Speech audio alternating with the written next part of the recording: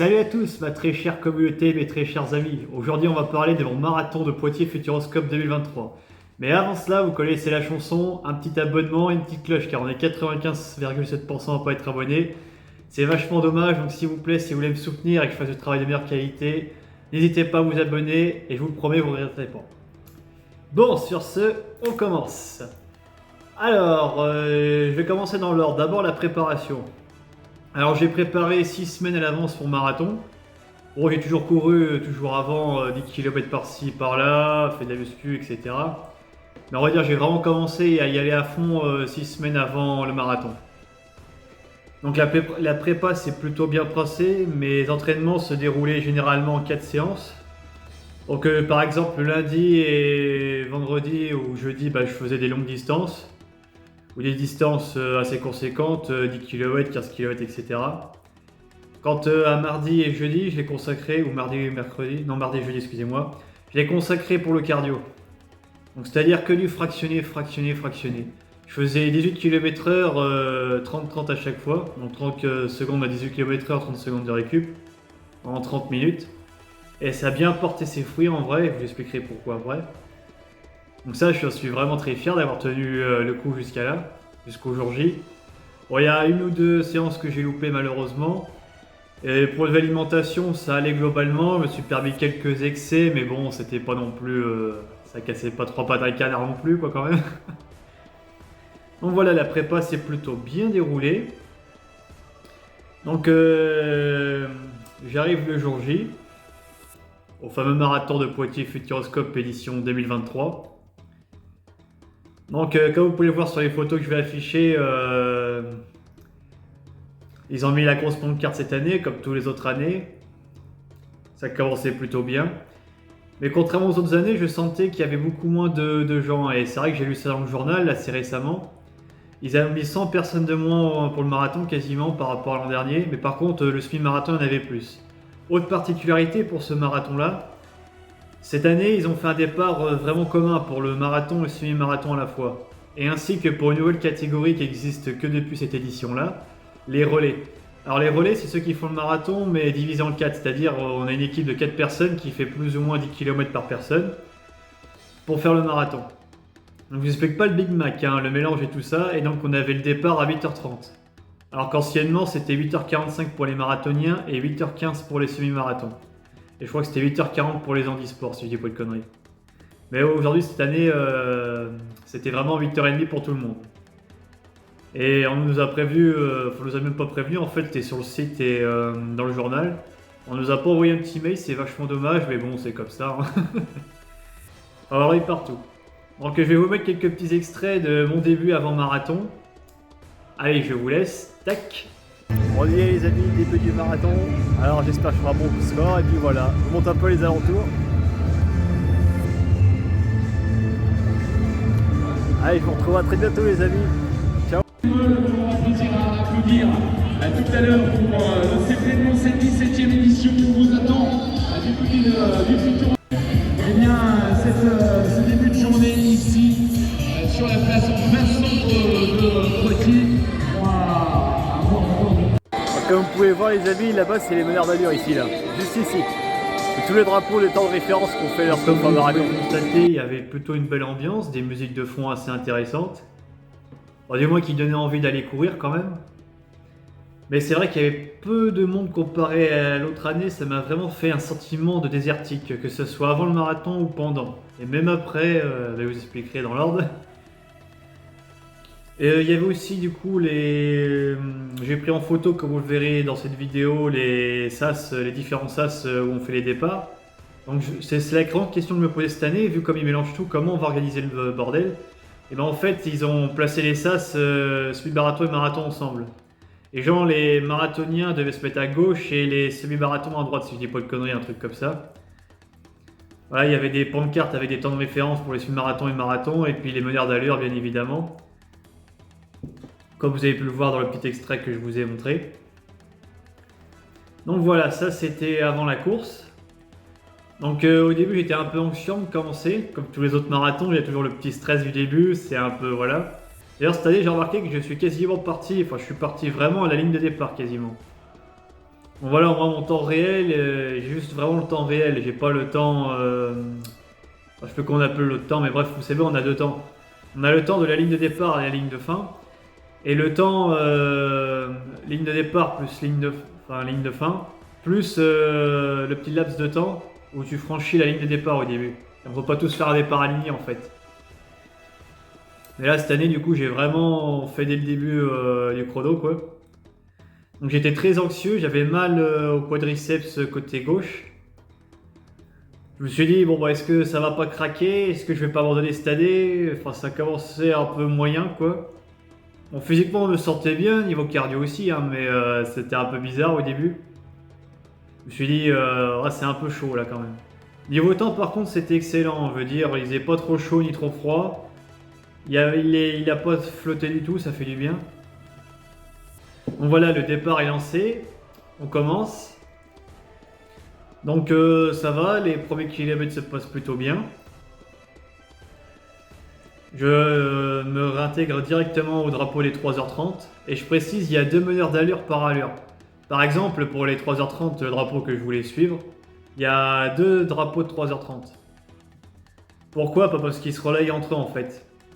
Et généralement, il y en a un, comme c'est le cas que j'ai suivi, un qui va faire 2-3 minutes de plus que son temps, et l'autre qui va faire pile poil son temps. Moi, j'ai suivi forcément celui-là qui faisait un peu plus pour avoir de la marge, et ça a servi pour la fin. Voilà, c'était pas mal. Donc voilà, je suis ce drapeau tout en me disant tout le long de la course, est-ce que ça va pas se passer comme à La Rochelle, je vais tout cramer au bout de 10 km et après je vais faire que régresser en même temps que je cours. Mais finalement non, ça s'est plutôt bien passé. On fait 10 km, je me sens plutôt bien. On arrive vers le semi-marathon, et bah ça commence bien aussi. Car c'est là où je veux commencer à me dire, c'est là où ça va commencer un peu à être sec, à être dur. Mais non, même pas, j'y arrive encore à les suivre, tranquille. Commence à sentir la fatigue, mais je me sens mieux que les autres années de ce point de vue-là. J'avais encore de la marge, je me sentais bien, je pouvais encore accélérer, faire des micro-accélérations par-ci par-là, beaucoup plus que les autres années. D'où mon entraînement fractionné qui a vraiment porté ses fruits. Parce qu'aussi au ravitaillement, ce qui est bien, c'est que du coup, je pouvais m'arrêter, genre quelques secondes, pour boire et manger vite fait. Et après, là, forcément, il fallait courir plus vite pour rattraper le drapeau des 3h30 qui, lui, ne s'arrête pas ou quasiment pas, quoi. Donc voilà, ça servait vraiment à ça, quoi. D'ailleurs, c'est un peu mon erreur, je vous expliquerai pourquoi vers la fin. J'ai pris un peu trop de ravitaillement, bon, je suis quelqu'un de boulimique et j'aime bien manger, malheureusement.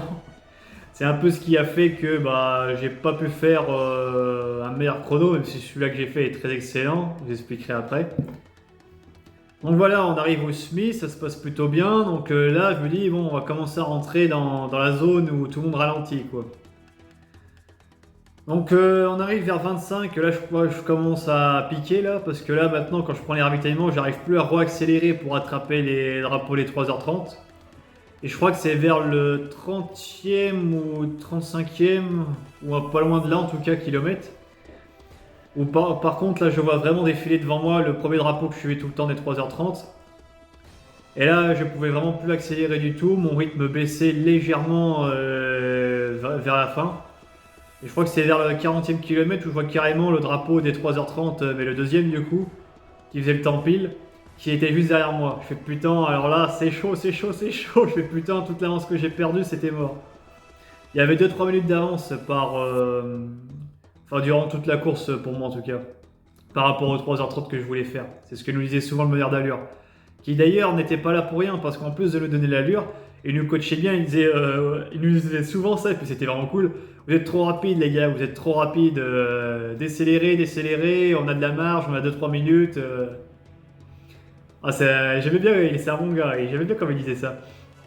Et forcément, c'était plus fort que nous, on accélérait un peu parce que voilà, on est là pour le chrono avant tout, quoi. Enfin, en tout cas, à ce stade-là, hein, ceux qui font 3h30, ils sont pas là juste pour se promener, quoi. Il y a même un moment, il m'a sorti un truc qui m'a fait rigoler, il m'a dit bon, bah, pour ceux qui se sortiront bien après le semi, vous pourrez accélérer, décoller, il n'y a pas de souci. Bon, faut y arriver. Et donc oui, vers le 40e kilomètre, là je sens que je fais tout avec ma tête, hein. Niveau musculaire ça va plus du tout. Niveau cardio, ça commence vraiment à pomper dur. Ça allait tout le long de la course, hein. J'ai eu zéro problème de cardio. Mais là, je commençais vraiment à avoir la tête rouge, à sentir que ça battait un peu plus. Et forcément, bah, vu qu'on approchait des midis, le temps ne jouait pas en notre faveur. Parce qu'il commençait à faire chaud et on commençait vraiment à cramer sur place. D'ailleurs, ils ont fait comme pour en 2018. Là, il y avait des passants qui nous arrosaient avec des tuyaux. C'était vachement cool, ça. J'ai vraiment adoré. Ça fait du bien et ça rafraîchit. Mais encore une fois, ce qui est dommage dans ce marathon-là, c'est qu'il y a vraiment peu de gens. Là, il y avait quasiment personne, quoi. Les seules personnes qu'on voyait, c'était vraiment au centre-ville, un petit peu au promenade des cours. Et bah, vers fin Jeunet-Clan, enfin début Jeunet-Clan et au Futuroscope, quoi, en fait. Mais tout le long de la course, on voyait personne et ça faisait vraiment bizarre, quoi. Ça motivait pas, quoi. Moi, quand j'étais à La Rochelle, ça me galvanisait que les gens nous encouragent, qu'ils nous mettent des pancartes, qu'ils nous disent allez, allez, vas-y, vas-y, vas-y. On avait quelques deux, trois qui faisaient ça, mais c'était tellement peu qu'en fait, on se sentait dans un désert, quoi. C'était un truc de fou. Après, il y a toujours cette sensation de on fait le parcours du combattant, on est tous ensemble dans la même galère, on s'entraide, on se donne des conseils, on y va à fond. Et ce qui est mal, c'est que les meneurs d'alerte, des fois, ils ralentissaient vite fait pour dire non, allez, abandonnez pas, on continue, il n'y a pas de souci, et voilà, on y va. Ça me donnait vraiment cette envie de terminer avec lui, quoi, d'aller jusqu'au bout du truc. Ouais, c'est comme je vous l'ai dit, au 40e kilomètre, j'étais plus que cramé, là, je faisais tout avec ma tête. Les niveaux musculaires, ça allait plus du tout. Là, mes deux quadriceps étaient complètement morts. J'avais trop mal. Je pensais vraiment, enfin, j'étais pas loin de la déchirure musculaire en vrai, vu la douleur que je ressentais à ce moment-là. Mais du coup, j'ai quand même tenu jusqu'au bout parce que j'ai pas fait tous ces efforts pour rien. Je me suis dit, bon, voilà, on va aller jusqu'au bout, peu importe ce qui arrive. Là, je me suis dit, j'ai pas fait tous ces efforts pour rien. Fallait que je pète mon ancien chrono. Et puis bon, c'était pour moi une certaine preuve de faire le record que j'ai fait après. Donc voilà, on arrive après au 40e kilomètre, donc là on se dit bon faut tout donner, mais on n'arrive plus à tout donner parce qu'on est trop cramé. En plus cette petite pente à descendre, enfin à monter au Futuroscope est toujours un peu chiante. Et je voyais des gens autour de moi, non mais allez vas-y mon gars, abandonne pas, on est bientôt à la fin, on a fini, vas-y, vas-y, allez, on lâche rien, on y va, on y va, on y va. C'est vraiment comme à l'armée quoi. Et puis là, vers le fameux moment où on franchit la ligne d'arrivée. Alors, contrairement aux autres années, je voulais faire une belle figure et tout, mais bon, là, j'étais trop cramé, je pensais vraiment qu'à me reposer après, parce que là, j'en pouvais vraiment plus. Mais je suis quand même très heureux, parce que quand je regarde au-dessus de ma tête, à l'arrivée du finisher, je vois qu'est-ce que je vois, 3 heures, 30 minutes et 15 secondes. Voilà le temps que j'ai fait, les amis. Vous vous rendez compte, la dinguerie? 3 heures, 30 minutes et 15 secondes. Faut les faire franchement, il y a peu de gens qui y arrivent. Et moi j'ai réussi. J'ai fini 105ème quand même. 105ème sur plus de 600 participants je crois. Si je dis pas de conneries. Et pour moi c'est énorme. Jamais de ma vie j'aurais pu penser finir dans les 110 premiers ou d'avoir un score pareil. Parce que 3h30 c'est les records qu'il y a dans mon boulot. C'est le record maximum qu'il y a dans mon boulot. Le record maximum qu'il y a à mon ancien boulot aussi, et que font beaucoup de gens, et c'est là où ça commence un peu à être la barrière, pour moi on va dire, entre les coureurs amateurs et puis les coureurs semi-pro, on va dire ça comme ça. D'ailleurs, quand on était à la parade des cours, j'avais vu les premiers coureurs, et l'écart qu'ils avaient entre eux était vraiment énorme, hein. Entre le premier, deuxième et troisième, c'était un truc de fou. Oui aussi, pendant la course, comme je vous l'ai dit, même s'il y avait des meneurs d'allure, ce qui était chiant, c'est qu'on n'avançait pas tous à la même allure, parce que forcément, il y avait les semi-marathons ensemble, avec nous, et les relais. Donc forcément, quelqu'un qui fait 10 km va pas avancer au même rythme que quelqu'un qui fait un marathon, c'est logique, comme le suis d'ailleurs. Mais là, cette année, du coup, ils ont fait aussi des parcours différents. Les gens, ils mettaient des pancartes, pas sur tout le long de la course, mais à quelques endroits stratégiques. Pour dire les marathoniens passent par là, les semi-marathoniens passent par là. Bon voilà, on avait chacun un parcours à suivre, c'était cool. Mais ouais, ils auraient pas mélangé les deux ou les trois, franchement on se serait retrouvé encore beaucoup plus seul. Déjà c'était une sensation assez vide et ça faisait bizarre. Mais voilà, je me sentais agréablement bien, même si j'hésitais vraiment à abandonner. J'avais même, en tout cas vers la fin, entre le 35e et les derniers kilomètres, Je commençais vraiment à pleurer tellement que j'avais mal aux jambes, ce qui m'était jamais arrivé à d'autres marathons. Et plus ça allait, plus je me disais, ah putain, je vais quand même pas finir par terre, je vais pas tout abandonner, j'ai jamais abandonné lors d'un marathon, je continue jusqu'au bout, je vais jusqu'au bout, je ne lâche pas le morceau. Mais voilà. Donc au final, bah voilà, finisher en 3h 30 minutes et 15 secondes, 105e au classement. C'est toujours l'entreprise Epitos qui s'occupe des chronos d'ailleurs. D'ailleurs, je vous le mettrai dans cette vidéo, vous verrez, il y aura mon temps de référence avec la petite flèche pour que vous voyez où je suis. D'ailleurs, je sais plus combien ça fait en rythme, si c'est du 4,50 ou un truc comme ça, enfin je dois pas être loin de ça en tout cas. Voilà, donc ça fait une moyenne de 12 km/h si je dis pas de conneries, 3,30. C'est plus ou moins ce que je fais vraiment quand j'y vais tranquillement sur un des kilomètres. Parce qu'en 2 km, mon record je crois que c'est 43 minutes et en 14 km/h ou 14,5 km/h à peu près. Et comme vous pouvez le constater, on a gagné une très jolie médaille. Franchement, c'est ma préférée des 5 que j'ai eu dans mes marathons. Très sympathique. Et au lieu de gagner un coupe-vent cette année, on a gagné un pull. Qui est stylé à sa manière. Bon, c'est pas ma couleur préférée, mais c'est pas mal quand même. On n'a pas eu trop de cadeaux que ça non plus. C'était vraiment un peu vide là aussi de ce côté-là. Voilà. Bon, sur ce les amis, je vous dis à très bientôt pour une prochaine vidéo. Je vous remercie de m'avoir écouté jusqu'au bout. Et oui, pour la question que certains se posent, je sais pas si du coup j'en ferai d'autres ou pas, je ferai peut-être une autre vidéo pour en parler de ma future carrière sportive, etc. Là pour le moment je récup, voilà, et on verra par la suite. Allez les amis, à très bientôt pour des prochaines vidéos, ciao!